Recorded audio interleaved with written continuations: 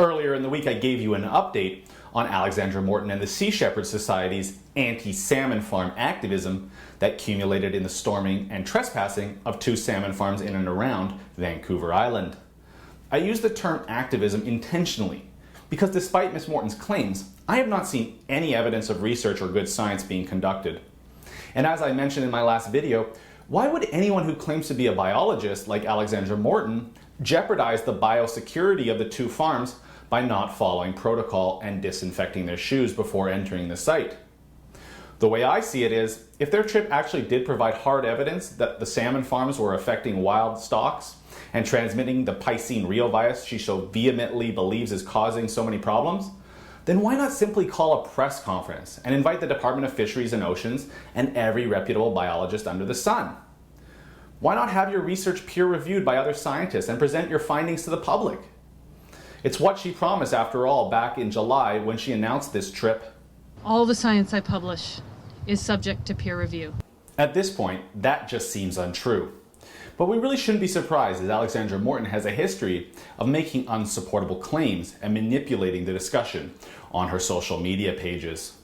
Let's look at 3 examples. Starting back in 1998, Alexandra Morton wrote an article in the Times Colonist of Victoria claiming an orca whale had died due to an infection picked up from farm salmon, even claiming the orca was filled with antibiotic-resistant bacteria. Well, that was quickly corrected by the province's chief veterinarian who released this letter. It reads, quote, "Since I was the doctor who performed the autopsy, allow me to present some facts related to the whale autopsy. The animal is not full of antibiotic-resistant bacteria, but succumbed to a generalized infection due to a bacteria commonly present in the marine environment. This organism is well known to exist in the slime of herring and other wild fish. A malformed jaw in this whale resulted in fractures of several teeth and exposure of pulp cavities, thus providing a portal of entry for the infection. There is no basis to suggest the agent originated from farm salmon. In fact, the Provincial Veterinary Diagnostic Laboratory in Abbotsford has never recovered the bacteria from farmed fish." Then, in 2010, she tried to claim to be a doctor, despite only earning a 2-year science diploma from American University. However, after being granted an honorary degree from Simon Fraser University in 2010, she began demanding to be addressed as Dr. Morton. She even had lawyers at the Commission of Inquiry into the Decline of Sockeye Salmon in 2010 address her as doctor. As you may know, honorary degrees are granted to people without them even having to attend one single class. And when SFU was reached for comment about honorary degree holders being referred to as doctor, this was their response. Quote, "SFU honorary degree recipients, or HDRs, are addressed as doctor in all correspondence from the university and while at SFU events or on campus.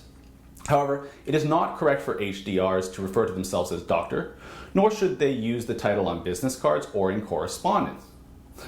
Well, what's more, she isn't even a registered biologist in the province of BC.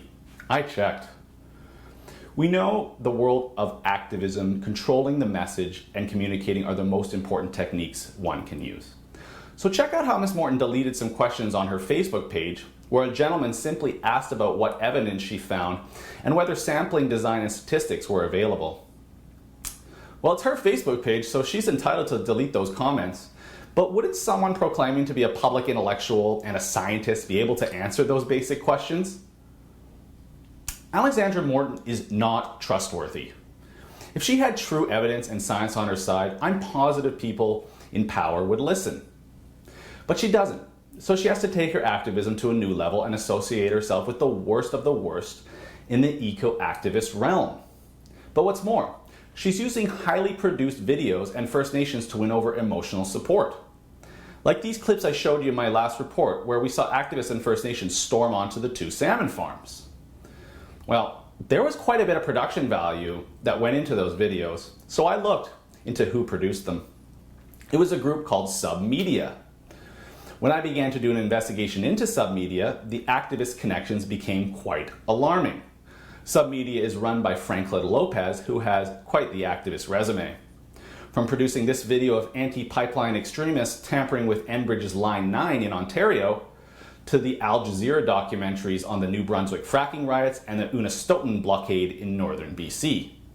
So this Washington, D.C. based activist for hire has now taken aim at two industries vital to First Nations communities on both ends of our nation. How long are we going to take this? But more so, I hope that members of our media pay attention to who she is really associating herself with, and not get so enamored every time Miss Morton trots out a B-list celebrity like Pamela Anderson.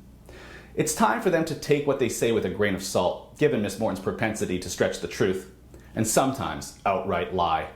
For the Rebel.media, I'm Christopher Wilson. Thanks for watching. Click here to never miss a Rebel update. Want even more of the Rebel? Well, click here to become a premium member.